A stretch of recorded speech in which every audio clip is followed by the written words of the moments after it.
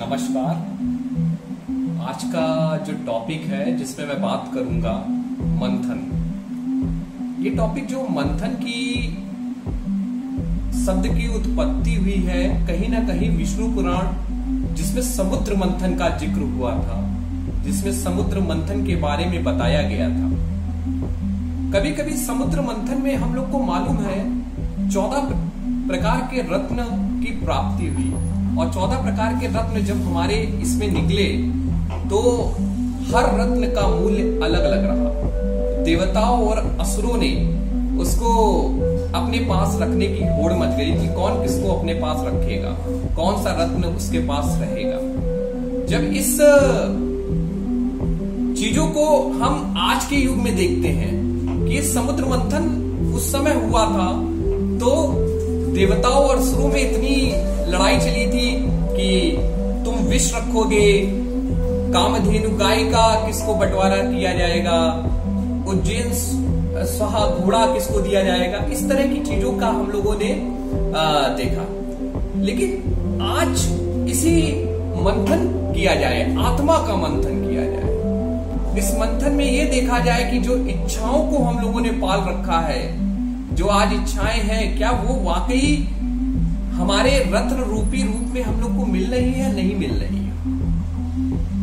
तो समुद्र जब मंथन हुआ उसमें हमारी आज का युवा जो है, पहले तो मैं कहना चाहता, आज का जो युवा है वो अपने इच्छाओं में बंधा हुआ है। उसको क्या है, उसको आईफोन लेना है, उसको नया लैपटॉप लेना है, उसके पास 10 जोड़ी कपड़े हैं, तब इसके बाद भी वो अपने नए जोड़ी कपड़े के लिए वो अपने प्रोडक्ट पे कहीं ना कहीं आ रहा है। तो उसके लिए एक बहुत अच्छी है, किसी शायर ने एक बात कही है, अपनी इच्छाओं को सीमाओं में बांध कर रख, अपनी इच्छाओं को सीमाओं में बांध कर रखो, वरना ये शौक गुनाहों में बदल जाते हैं। तो इन्हीं लाइनों से मैं स्टार्ट कर रहा हूं कि आपको मंथन की जरूरत है। आज जो इतने परेशान हो रहे हो आपको मैं बताता हूं 14 रूपी जो रत्न निकले, उसमें कुछ रत्नों की मैं व्याख्या करता हूं। आपको मालूम है कि रत्न भी अलग अलग तरीके से निकले। पहला रत्न जब समुद्र में हुआ वो निकला कालकूट विष। ये विष क्या है?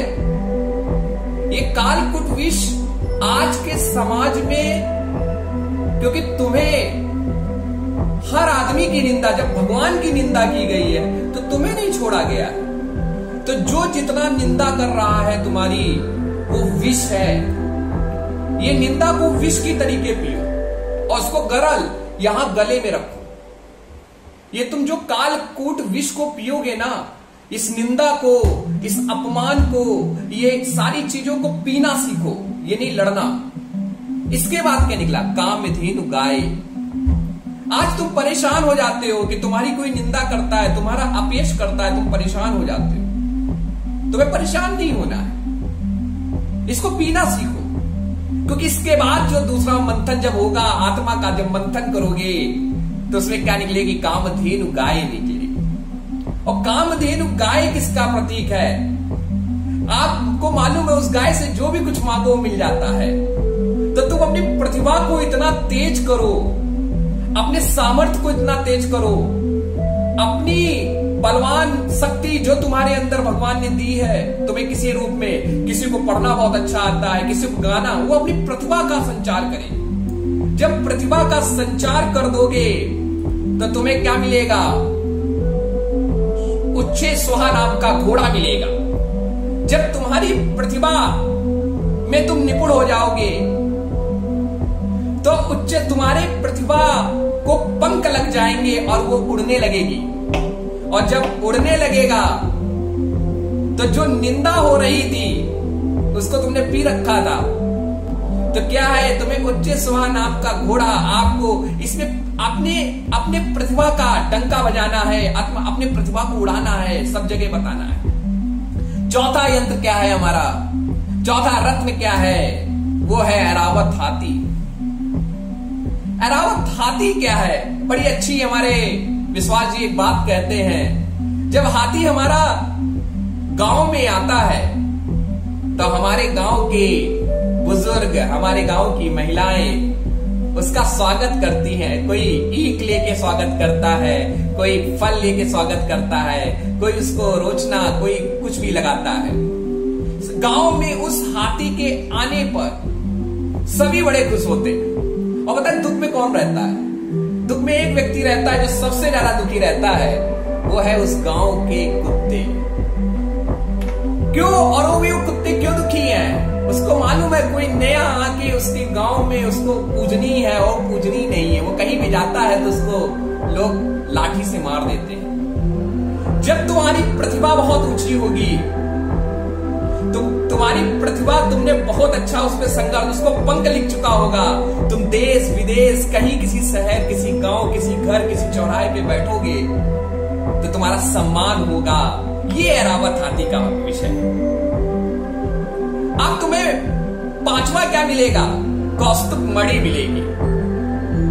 जब तुम्हारी प्रतिभा आसपास के गांवों में, आसपास के शहरों में, आसपास के जिलों में, आसपास के आपके स्टेट्स में, इन सब में और फिर जाके देश में बहुत रूप हासिल कर लेगी, तो आपको पद मिलेगा और मुकुट आपके सर पे रखा जाए। ये मणि है। और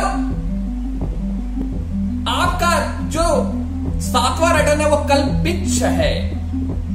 वो क्या है? जो आपकी प्रतिभा, वो सोच, अब जो आपकी सोच हो वो समाज के लिए काम करने लायक हो। जब समाज के लिए आप काम करने लगोगे तो ये आप जो रत्न रूपी, जो आपने अपनी प्रतिभा को ऐरावत हाथी की तरीके आगे बढ़ाया है, वो आपको काम करने लगेगा। लेकिन लास्ट जो आपका, और आप लगेगी रंभा। जब आपको पद मिल जाएगा, आपके ऊपर प्रतिष्ठा आ जाएगी, तो ये याद रखना है रंभा भी आएंगे। जब वासनाओं तुम्हें घेरेगी, बस इसी से बचना है। अब तुम योगी बन जाओ तो बड़ी बढ़िया बात है। अब तुम्हें इसी का यूज करना है कि तुम्हें उधर जाना है या नहीं जाना है। तुम्हें उन वासनाओं में रह के तुम्हें सब कुछ अर्पित हो जाए तो उस पर तुम्हें काम करना है या नहीं करना है। एंड आपका अगला निकलेगा चंद्रमा। चंद्रमा किसका प्रतीक है? शीतलता का प्रतीक है। तुम बहुत बड़े पद पे चले जाओ, तुम देश विदेश तक पूजनी हो, लेकिन जब भी राजा काम करे, अपने प्रजा के हित में काम करे और प्रजा खुद बोले कि मेरा राजा अच्छा है, इसी तरीके का क्या है कि तुम्हारे वाणी में शीतलता होनी चाहिए। तुम्हारे पास बहुत पैसा है, तुम्हारी प्रतिभा का तभी लोग सदुपयोग उठा पाएंगे जब किसी गरीब को, तरबे के बच्चे को आप उठा के उसको पढ़ाओगे। आप अलग अलग कोई डिवीजन नहीं करोगे, तब बात की जाएगी कि आपके चंद्रमा। फिर इसके बाद परिजात, वेच्छ, अमृत और लास्ट में अमृत प्राप्ति हो। मतलब मैं आपको ये बताना चाहता हूं, जो ये मंथन है, ये आत्मा का मंथन है। ये मंथन करिए और इस पे रोज डेली मंथन करिए कि आप जो कर रहे हैं क्या नवनीत निकल रहा है, नहीं निकल रहा है। क्या वो नवनीत मक्खन की तरीके है या नहीं है? और किसका नवनीत? आपके प्रतिभा की मथानी में जब जब आप अपने कर्मों की वो चलाएंगे मथानी, तो याद रखिए नवनीत जो निकलेगा वो हमेशा अच्छा निकलेगा और उसका प्रयोग कहीं ना कहीं होगा। धन्यवाद। इसी वाणी के साथ मैं विराम करता हूं। आप लोग स्वस्थ रहिए, अच्छे रहिए और इसी तरीके अपने माता पिता के साथ रहिए। धन्यवाद।